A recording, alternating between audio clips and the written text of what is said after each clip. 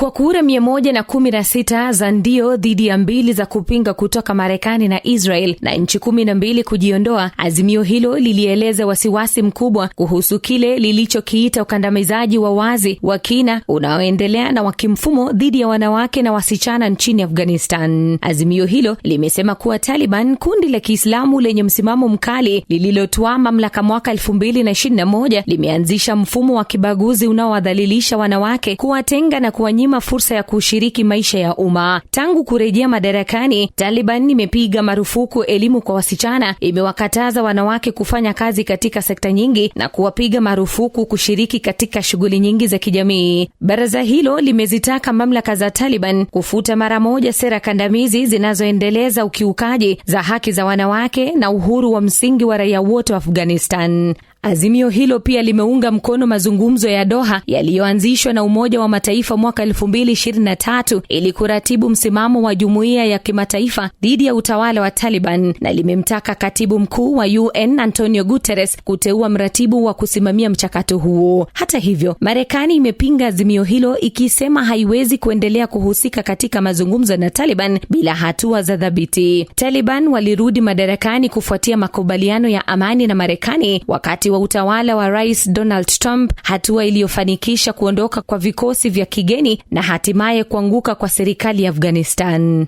Chepngetich Lilian Kirui, Radio Citizen.